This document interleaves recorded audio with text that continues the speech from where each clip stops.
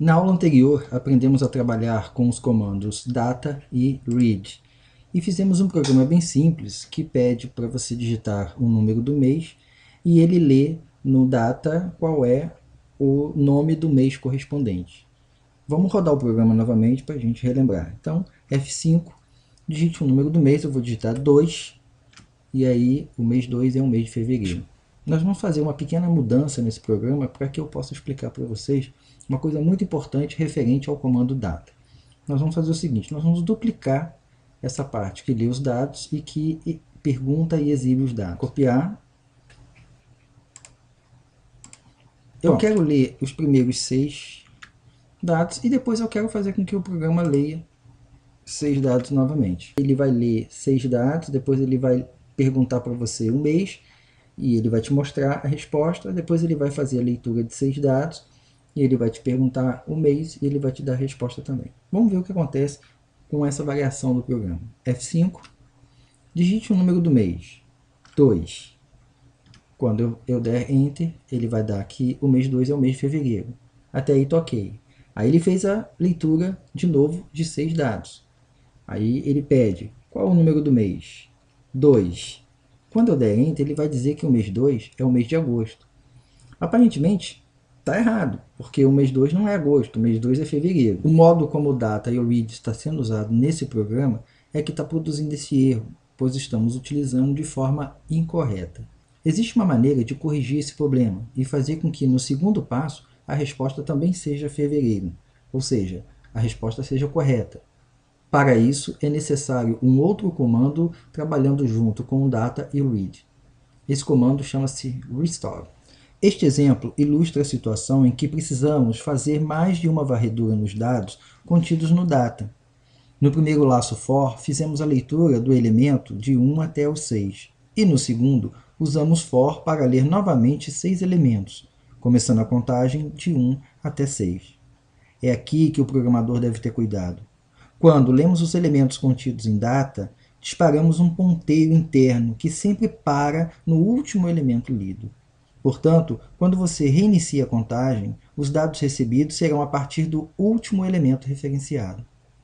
Vejamos. No primeiro for nest, lemos os 6 primeiros valores da tabela data, ou seja, que vai de janeiro até junho, representado pelo índice i. Então, i varia de 1 a 6, e 1 até i6. O n pertence à variável do input, de entrada. Quando digitamos n igual a 2, ele vai capturar o valor referente ao mês 2, I2. E, como consequência, a resposta será fevereiro, como vimos na primeira parte. No segundo for, também fazemos as leituras de 1 até 6, variando de 1 até 6. Só que agora o ponteiro interno não está no primeiro data. Ele está no sétimo data, porque os 6 primeiros já foram lidos.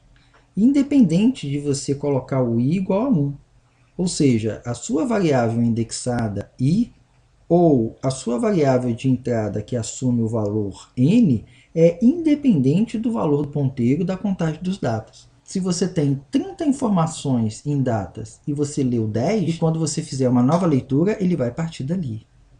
Então agora dá para perceber o que aconteceu. Você fez as leituras de 1 até 6, a partir do ponteiro de julho até dezembro.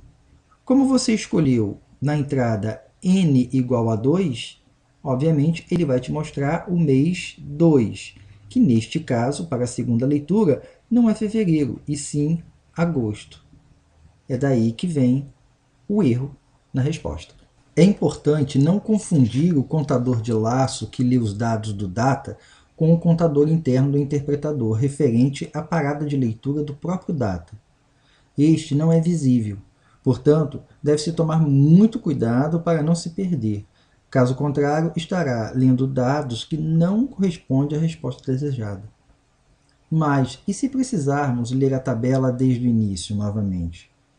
É aí que entra o comando restore.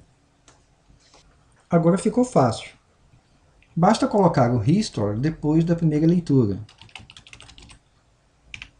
pois na segunda leitura o ponteiro interno do data estará apontando para janeiro novamente, ou seja, para o primeiro dado. Vamos rodar o programa e ver se vai funcionar. Mês 2, fevereiro. Passou pelo restore, o ponteiro interno volta para o primeiro data, ou seja, volta para janeiro, mês 2, fevereiro. Pronto, resolvemos o problema. A sintaxe para o restore é restore label, onde label é opcional, ou seja, como ele está entre colchetes, ele pode ser utilizado ou não. Quando você utilizar o label, você deve ter um nome para o seu label seguido de 2 pontos, que indica a posição aonde o restore vai agir em cima dos dados do data. A opção pelo não uso do label, ou seja, somente o restore, vai fazer com que o ponteiro do data volte à posição inicial, ou seja, ao primeiro dado. Imagine que temos 5 datas com 10 valores cada, e que esses valores são valores numéricos do tipo integer, ou seja, inteiro. Se lermos 25 valores, o ponteiro irá passar para o 5º elemento do terceiro data. Como podemos observar, a parada ocorrerá no número 1 do terceiro data, após lermos 25 valores da tabela. Então, o ponteiro agora está posicionado no 5º elemento do terceiro data. Se resolvermos utilizar o read novamente para ler mais 7 elementos, o ponteiro vai passar agora para o 2º valor do 4º data. Logo, houve a leitura de 7 valores, a partir do ponteiro da primeira leitura de 25 valores, que neste caso foi o número 1. Então ele leu 1, 2, 3, 4, 5, 6, 7. E aí o ponteiro posiciona no 2. A próxima leitura será a partir desse valor. Quando o programa encontrar o comando restore sem o label, ele irá levar o ponteiro para o primeiro elemento do data. Não importa onde o ponteiro está na tabela ou quantos datas possui em seu código. Se o interpretador encontrar um restore sozinho, vai jogar o ponteiro para o início da lista. Vamos considerar agora os mesmos datas como labels, neste caso representado por números seguidos por 2 pontos.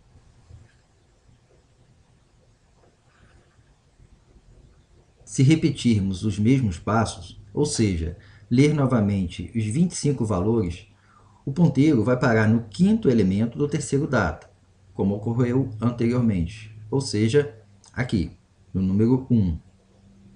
Se no final lermos mais 7 valores, irá ocorrer a mesma coisa do exemplo anterior. O ponteiro irá parar no 2º elemento do 4º data, aqui.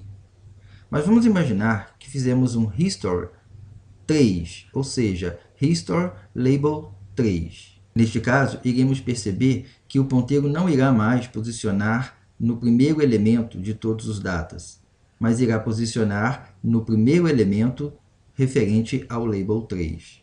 Isto acontece porque o restore 3 inicia a leitura após o rótulo 3. Esta técnica é muito útil e nos dá um controle total sobre o que queremos ler a cada momento no programa.